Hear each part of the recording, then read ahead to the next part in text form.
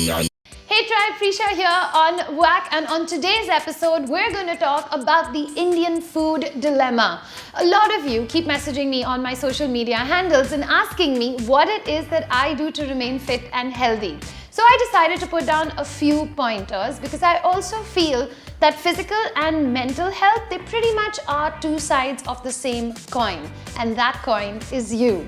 A big thank you to Prakreta Saxena for giving me the initial little push or the idea for this episode. So here it is on WAC, the Indian food dilemma.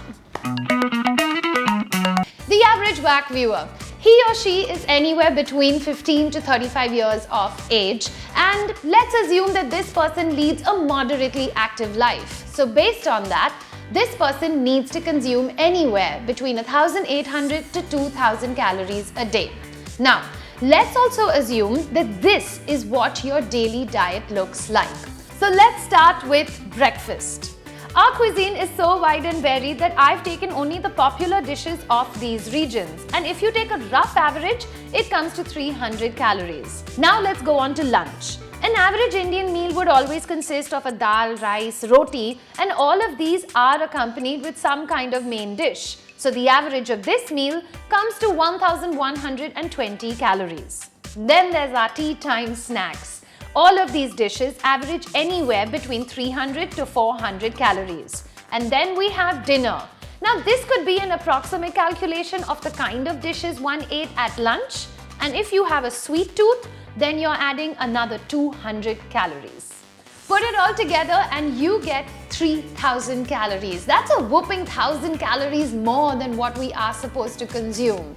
Now don't get me wrong, India's problem is not obesity. In fact, we're even at the bottom of that list. Our biggest problem is malnutrition, which you can see is very wide amongst women and children.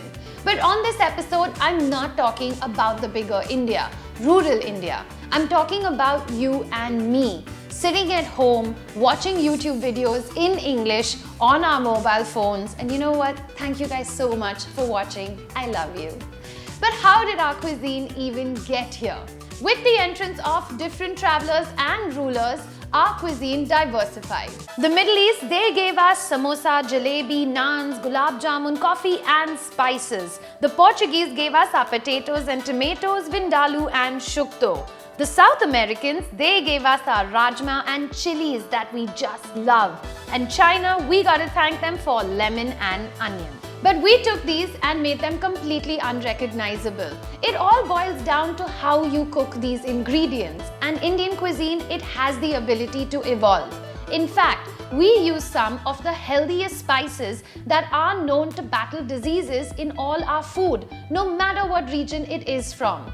The Americans, they've even gone and started haldi bars. So no, Indian cuisine, it does not have to be unhealthy at all. It's just about making the right choices. Try and incorporate the best of what other cuisines have to offer. Like Chinese food, it is considered to be some of the healthiest food in the rest of the world, but Indian Chinese version, not so much. Pasta does not always have to be eaten with white sauce. Put a little bit of olive oil, some veggies, chili flakes, and you've got a healthier option of that too. India has so many veggies that our local sabziwala does not even get. In fact, check out Chef Thomas's posts. He's put together a treasure trove of some of the best veggies that you can find and healthy and exciting ways to cook them without depending on basic recipes that we use all the time. A full course Indian meal that will always provide you with a good balance of all the nutrients that you need. It just depends on how much you eat and at what time.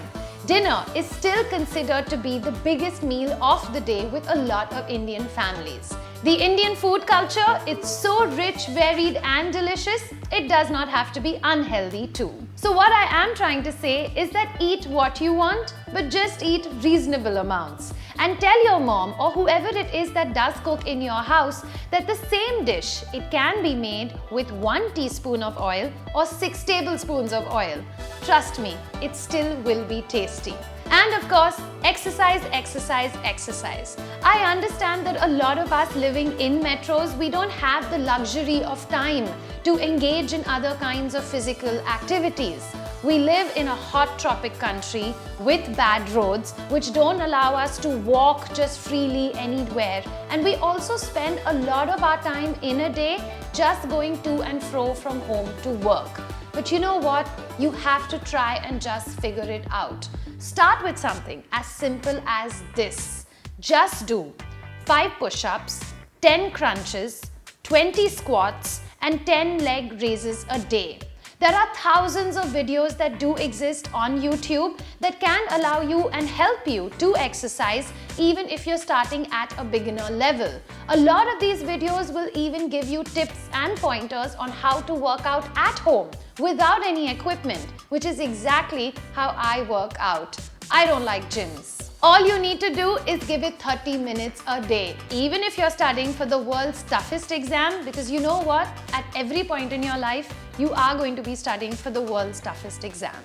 So here's how you could turn the Indian diet to your advantage. Now I need to say this, I am not a professional, I'm not a dietitian, I don't know your health problems or your BMI. So this has to be used as a very, very broad guideline. Breakfast. Of all the options that I had given earlier, poha, idlis, omelets made out of egg whites, those are some of your healthier options. Lunch, roti or rice. You really need to choose. Ideally, you shouldn't be having both at the same time. Also, when it comes to non-vegetarian food, I try and eat my non-veg just once in a day.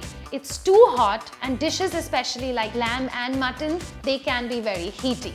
If you do know that you are going to go out somewhere at night where there's going to be a buffet or a very heavy meal, then try and make sure that your lunch is very, very light. You could even try and skip the rice or the roti because you are going to make up for it at night. I try and eat my dinner by 8 p.m. But if I am at work or I am very busy, then what I do is I have a very heavy snack at 6:30 and then a nice light meal later at night. Also try and supplement a lot of your meals with dahi. It has some probiotics in it which are really, really good for you.